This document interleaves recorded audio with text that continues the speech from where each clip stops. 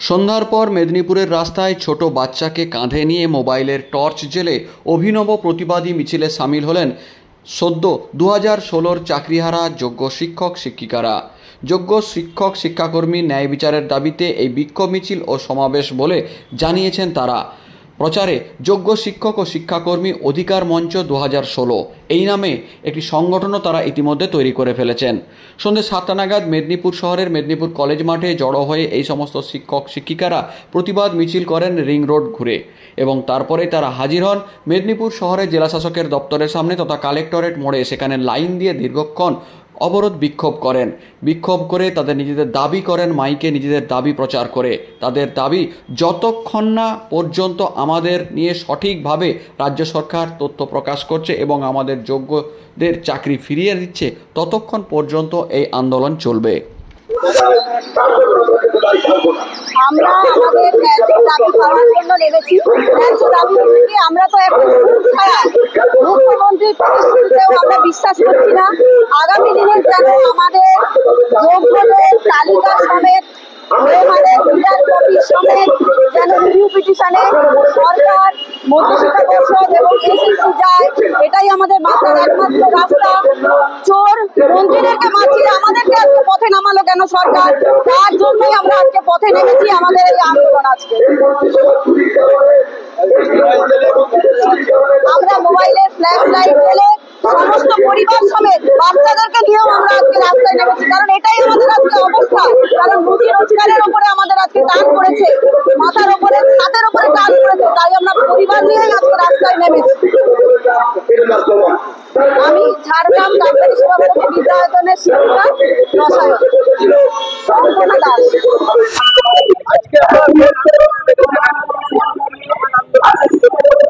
আরে আমরা সদুত্তর যদি পেয়ে যাই, আমরা যদি আপনার মাননীয় মুখ্যমন্ত্রী এবং শিক্ষামন্ত্রী তাদের কাছ থেকে যদি আমরা সদুত্তর পেয়ে যাই, আমাদের বিদ্যালয়ে ফিরে দেওয়ার মতো সুব্যবস্থা করতে পারেন, আমাদের পথে নামতে হবে কেন? আমরা তো কোনো ধোঁয়াশায় রয়েছি, ওনারা তো কোনো ক্লিয়ার করছে না। মুখ্যমন্ত্রী নিজের নেতাজি দেখে আপনি তো কোনো সমস্যার সমাধান করতে পারলেন না প্র্যাকটিক্যালি। তারপরে উনি আবার শিক্ষামন্ত্রীকে পাঠিয়ে দিলেন। শিক্ষামন্ত্রী কমিশনের চেয়ারম্যান আচার্য সোরেন চেয়ে পালিয়ে বিকাশ ভবনে গেল। কিন্তু এই যে যোগ্য অযোগ্যের তালিকা যেটা সুপ্রিম কোর্টে পেশ করবেন বলছেন, উনাকে বলতে হবে যে যোগ্য অযোগ্যের তালিকা আমি প্রকাশ করে যোগ্যদের আমি সসম্মানে পুনর্বহাল করে দিতে পারবো। মুখ্যমন্ত্রী যদি তার মন্ত্রিসভাকে সেটিং করে বাঁচিয়ে নিতে পারেন, উনি কেন পারবেন না আমাদের মতো যোগ্য শিক্ষক শিক্ষিকা শিক্ষাকর্মীরা যারা কোন রকম অন্যায়ের সঙ্গে যুক্ত নয় তাদেরকে বিদ্যালয়ে পাঠাবেন? তাহলে উনি সেইটা ক্লিয়ার করে বলতে পারছেন না বলেই আমাদের পথে লাগতে হচ্ছে। আর এই পথে থাকার কারণটা হচ্ছে মুখ্যমন্ত্রী নিজে। আমাদের পথে থাকার কথা নয়, মুখ্যমন্ত্রী আমাদের সুস্পষ্ট ধারণা দিয়ে বলেন, আমি কথা দিচ্ছি একজন শিক্ষক শিক্ষাকর্মীর যোগ্যদের তারা পথে থাকবে, তাদের পথ থেকে চলে যাবে। আর যদি উনি না পান, আমাদের পথের আন্দোলন এইটাই আমরা বলে দিয়েছি। সমস্ত নাগরিক সমাজের কাছে আমরা আহ্বান করছি যে এটা শুধু মনে করবেন যে 19,000 কি 18,000 কি 20,000 যোগ্য শিক্ষাকর্মীদের তাদের পেটের ভাত কেড়ে নেওয়া নয়। একটা কথা মাথায় রাখবেন, আপনার বাড়ির যে শিক্ষার্থীরা, যে ছাত্রছাত্রীরা বিদ্যালয়ে পড়াশোনা করছে, তারা কিন্তু বিদ্যালয়ের অভ্যন্তর থেকে দেখছে যে আমাদের সব মাস্টারমশাইরা আজকে পথে নেমে অন্যায়ের বিরুদ্ধে লড়াই করছে। যে সব থেকে তাদেরকে পথে রাখতে বিদ্যালয় না থেকে আগামী যে সমাজ ব্যবস্থায় কি প্রয়োজন, আগামী প্রজন্ম তারা বলে সব থেকে তো মানুষ বাঁচতে পারবে না, তারা অসহজ হতে হবে। সমাজ ব্যবস্থাকে কোন দিকে ফেলে দেওয়ার চেষ্টা করা হচ্ছে যে আমার সৎ মাস্টারমশাইদের আজকে এই অবস্থা হয়। আর আমরা সব থেকে করবো, আমরা অসৎ থাকলে আমাদের কাজ হবে। অসত্যের পথে কিন্তু ওরা পা বাড়াবে। তবে সামাজিক পরীক্ষা পাবে, সামাজিক ব্যবস্থা বিরুদ্ধে চলছে। আমার নাম কৃষ্ণ বাচ্চা।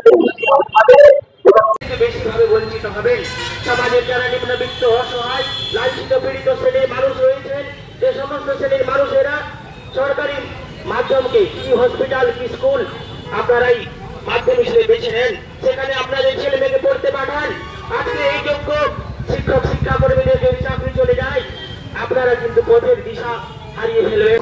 হিন্দু মুসলমানরা একটা দাঙ্গা করার চেষ্টা করছে, আজকে যাতে মিডিয়া হাউসে পা দেবেন না। সমস্ত নাগরিক সমাজের কাছে আমরা একটা আহ্বান করব যে আমাদের এই চাকরিয়াররা আপনাদের পরিবারের সন্তান সন্ততিদের সবচেয়ে যেটা মূল্যবান কাজ, ওই দিকটার উপরে লক্ষ্য রাখুন। মুখ্যমন্ত্রী আজকে আবার নেতাজি ইন্ডোরে বৈঠক করছেন। একটা বিশেষ ধর্মের মানুষজনকে, ধর্মীয় মানুষজনকে নিয়ে বৈঠক করছেন। আমরা মুখ্যমন্ত্রীর কাছে বলতে চাই, আপনি ওটা বৈঠক করতেই পারেন। রাজ্যের প্রশাসনিক প্রধান হিসাবে রাজ্যে হিংসা দাঙ্গা আমরা কেউ যাই না, আমরা সেটা চাই, ঠিক আছে।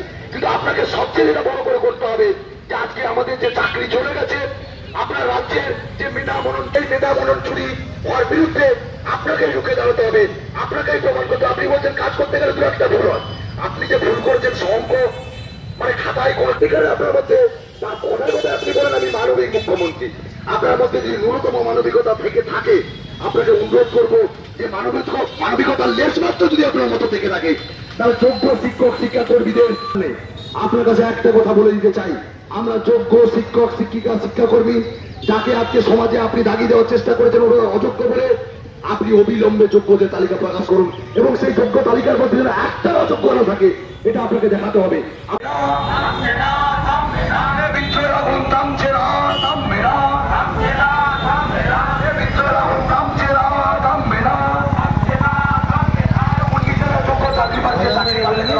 সময় পাওয়ার পর যোগ্যদের তালিকা দিতে মুখ্যমন্ত্রী জবাব চাই, জবাব দাও,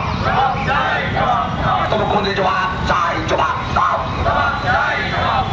জবাব তোমায় দিতেই হবে, জবাব তোমায় দিতেই হবে। যোগ্য শিক্ষক শিক্ষিকা শিক্ষাকর্মী রাজপথে কেন পদার্থ শিক্ষামন্ত্রী জবাব চাই, জবাব দাও, আপনার চোর মন্ত্রিসভাকে বাঁচিয়ে যোগ্য শিক্ষক শিক্ষিকাদের রাস্তায় চোর মন্ত্রিসভাকে বাঁচিয়ে যোগ্য শিক্ষক শিক্ষা শিক্ষাকর্মীদের পথে নামায় কেন মুখ্যমন্ত্রী জবাব চাই, জবাব দাও, চোর মন্ত্রিসভাকে বাঁচিয়ে পদার্থ মুখ্যমন্ত্রী জবাব চাই, জবাব দাও, চোর মন্ত্রিসভাকে বাঁচিয়ে যোগ্য শিক্ষক শিক্ষা শিক্ষাকর্মীদের পথে নামায় কেন পদার্থ শিক্ষামন্ত্রী জবাব চাই, জবাব দাও, জবাব তোমায় দিতেই হবে। তাহলে রাজপথ ছাড়ছি না, ছাড়বো না, রাজপথ ছাড়ছি না, ছাড়বো না, বৃহত্তর আন্দোলন পথে আমরা থাকছি, থাকবো, বৃহত্তর আন্দোলনে থাকছি, থাকবো, রাজপথ আমরা ছাড়ছি না, ছাড়বো না, যোগ্য শিক্ষক শিক্ষা শিক্ষাকর্মীদের আন্দোলন চলছে,